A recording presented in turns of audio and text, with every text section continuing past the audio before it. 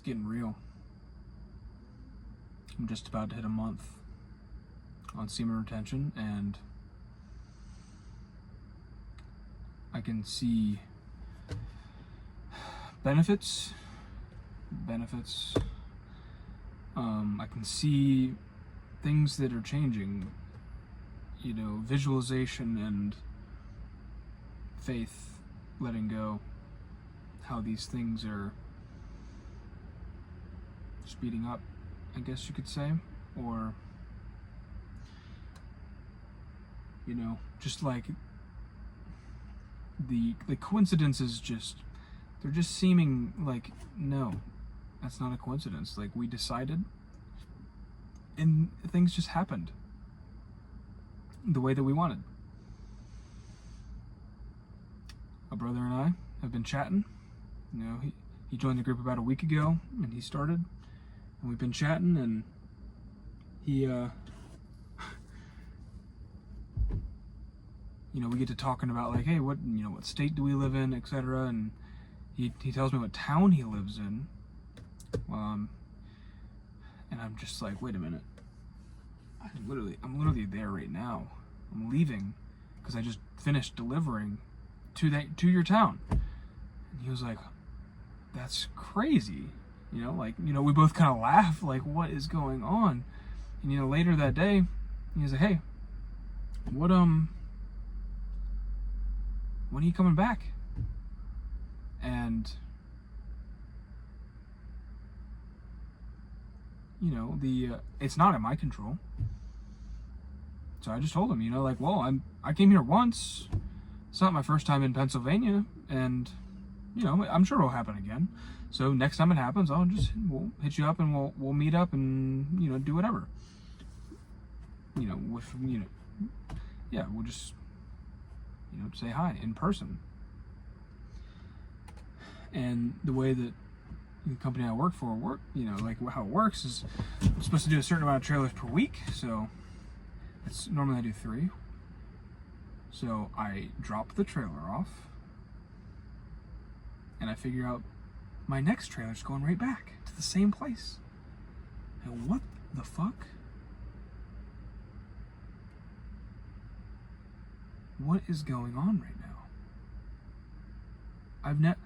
I literally, right now, I'm parked outside of one of the spots I delivered to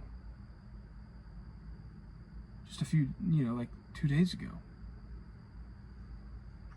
Like, when I pulled back up, I'm like having deja vu.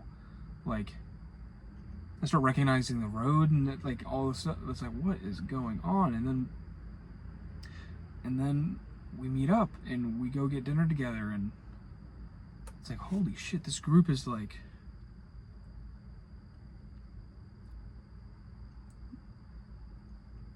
I mean, it's, you know, I know it's real people. I'm not getting the vibe that like these are bots or whatever. You know, I've seen many of them make, you know, their videos and whatnot. One-on-one calls. It's been great. When you see him, you know, this guy that joined a week ago, I joined a month ago, and we just met up in person. It feels like we just like summoned this.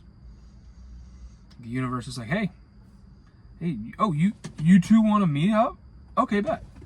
We'll just make it, you know, so where you don't have to do anything out of the ordinary. You know, like, I didn't have to take off, go get take vacation time, or, you know, request going. I didn't do anything. He asked, am I coming?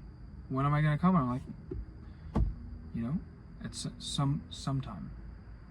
And now it was really fast. I've never come back so quickly to the same spot. It's kind of crazy. It doesn't even really make sense, to be honest.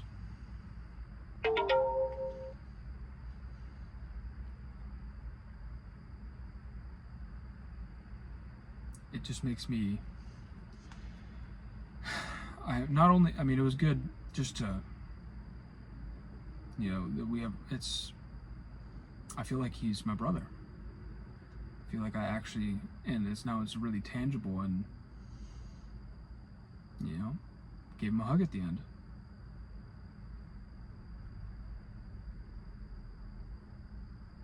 I hope I get to come back soon, and I feel that I will.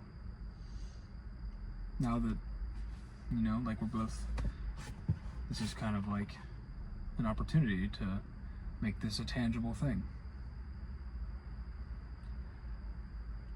So it's kind of opening my mind, like how many other people in the group do I drive by all the time doing this job? How many people could I be talking to in real life? I suspect it's not just this man. Not just my brother. Probably my other brothers too.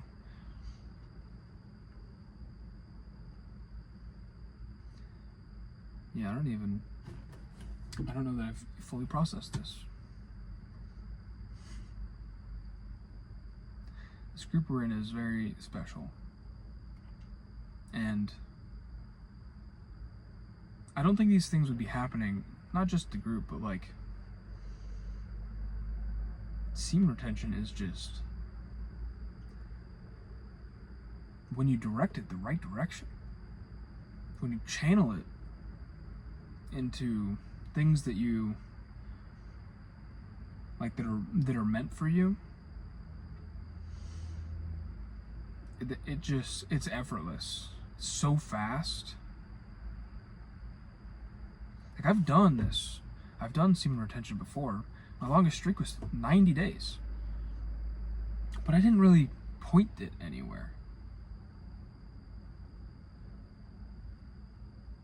And I don't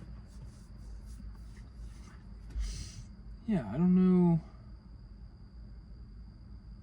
You know, I didn't have other people doing it around me, or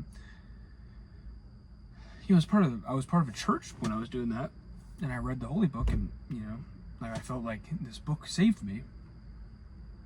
But I felt like I was on an island. Like I'm the only sinner here. I'm the only one. Nobody else is talking about this. I really doubt nobody else at that church was struggling. Just nobody wanted to. There's this weird thing where you want to pretend that you're better than that because you're trying to be better than that. But when you don't, you got to be vulnerable and you got to share, like, I'm struggling sometimes. Here's how I struggle sometimes. Because everybody's struggling a little bit. And if you never talk about how you struggle, nobody's going to talk about how they struggle because they don't feel like safe to be vulnerable. But you have to talk about it.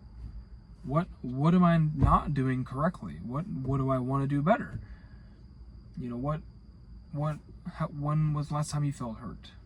When was, you know, just talk about it. It's okay that you're not perfect. You don't have to be perfect. Because none of us are perfect. Right? So I did the 90 days, but I did it on an island. By now, I'm creeping up on a month. 30 days. But I'm not on an island. I gotta have a team of people around me doing the exact same thing. That's the main point, is we're doing SR. Ultimately, we're doing God mode. We're doing Brahmacharya. No lust. That's really what's happening here. That's the powerful thing. The SR is like the physical manifestation of that, which has physical changes that take place. All of that energy gets, you know, like diffused through all of your other aspects of you, which is like really amazing. It can be really scary and really like you have to face your demons, basically, because they're coming. They're coming out. But if you're on an island, that's rough. You have nobody to talk to.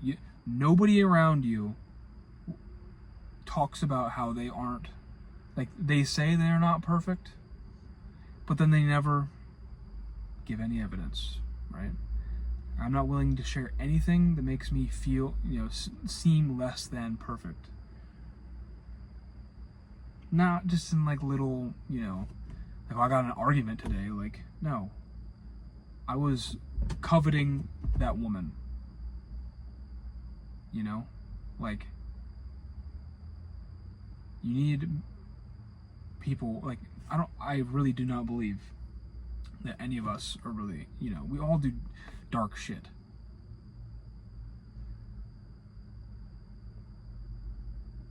And it's like you're spiraling upwards, or there's no stagnant. You're either spiraling upwards or you're spiraling downwards. And if you don't fucking correct that downward spiral, it gets pretty goddamn dark. And I've fucking stayed on that downward spiral for a long time before. And you start thinking some really nasty shit.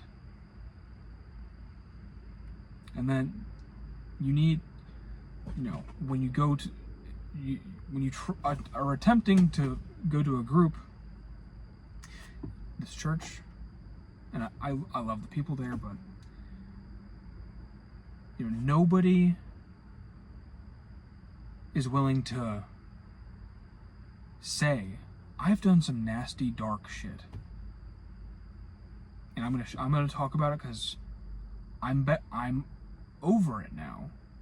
But this is, I'm not perfect. Here is the not perfect that I'm capable of, and here's what I did to overcome it. Because, on that downward spiral, at some point, I was disgusted with myself. So I made some changes, and, I stopped it and then started upwards. And you just gotta stay on the upwards, even if it's slow. And having people around you that you can speak to about your problems, about the dark, deep, nasty shit. And they're not gonna fucking judge you. They're not gonna shame you. They're not gonna say, "Oh, I can't be around you anymore because that thing you did back then that was nasty and dark. Yeah, that's too nasty and dark for me." No. The group that I'm in right now, I can tell anything to. The nastiest, darkest thing, not that I can. I don't know that I really need to, because I know what they're gonna say. So I just take their advice. I've told them some pretty dark shit already, but the advice, letting go of these things, the emotions that these memories bring, it's the fucking key. You just sit with it, stare at it. It sucks until it doesn't. You stare at it long enough, and all of a sudden it doesn't suck anymore. It's kind of like when you listen to a new song that you really love. The first time you hear it, you're like, holy shit, I gotta listen to this over and over and over and over. And right, you listen to it, like, the first time, it just emotionally impacts you so much. Just like a traumatic event. But the song is so good. So you keep listening to it over and over and over and over. You keep listening to it. Listening is being aware of it, is witnessing it, is paying attention to it, is if you're talking while you're listening to the song, you're not listening to it, you're hearing it. So the same way that when we listen to a song over and over and over and over, eventually you can listen to that song and every fucking lyric, every beat, everything about the song, all the emotions gone. And at that point, what happens to that song? You don't listen to it anymore. Just like a traumatic event. Now there's two ways that can go though. Because if you experience the traumatic event again, but you keep the story alive, you keep saying the words and digging deeper, you're not listening to the traumatic event. You're not witnessing it. You're not paying it. You're not just letting it be. You're not letting the emotion just flow. You're amplifying it. You're not letting it go. And you just have to watch it like it's a song, like a new song, and know that if you watch it enough, eventually, that shit is boring. Been there, done that. Boring. There's no point in having this traumatic memory anymore because I've extracted everything out of it. You know?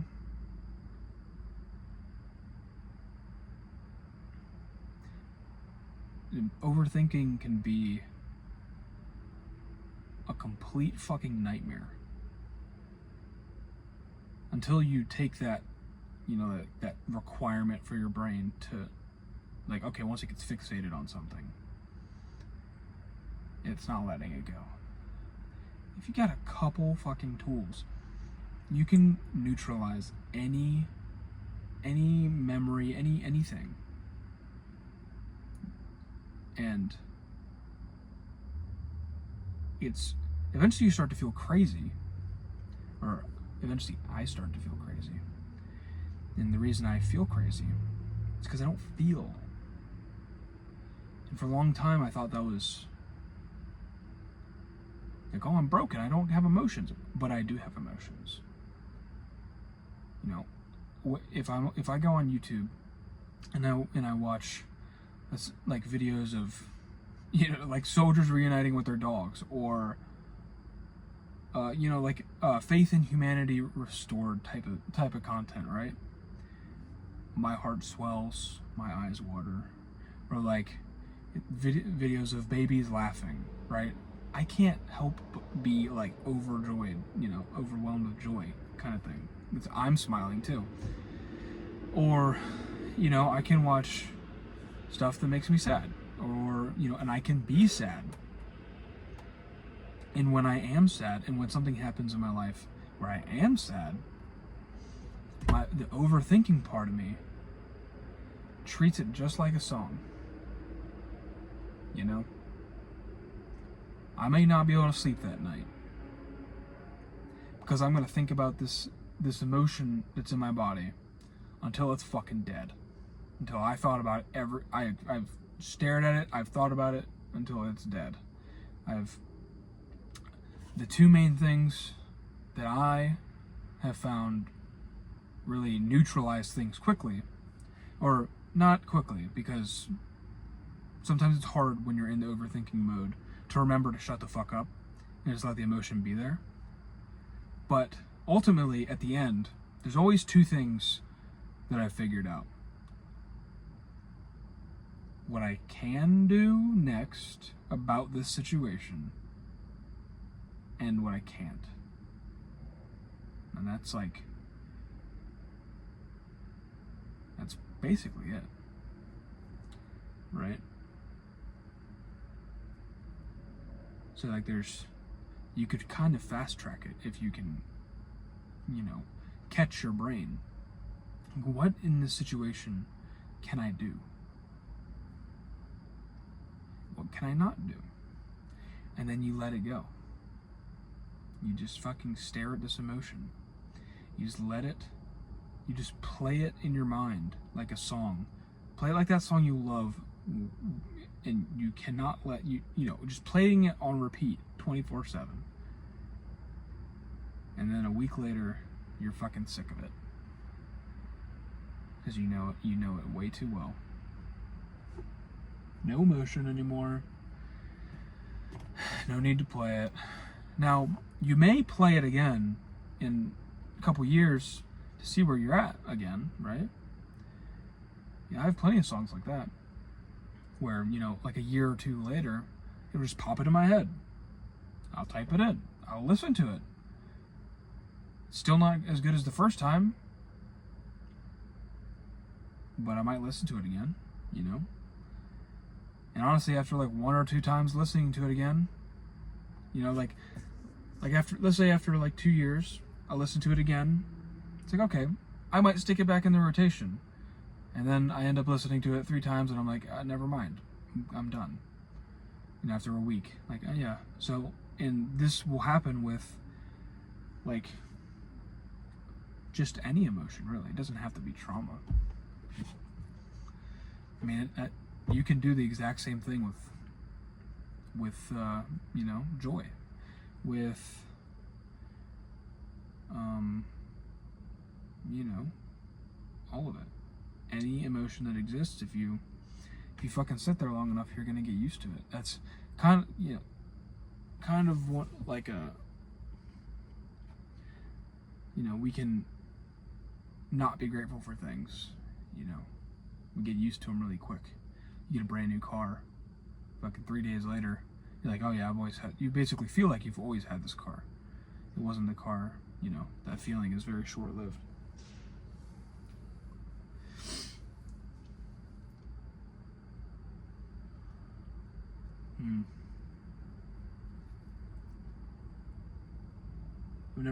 I've never drawn that line between emotion and songs until right now.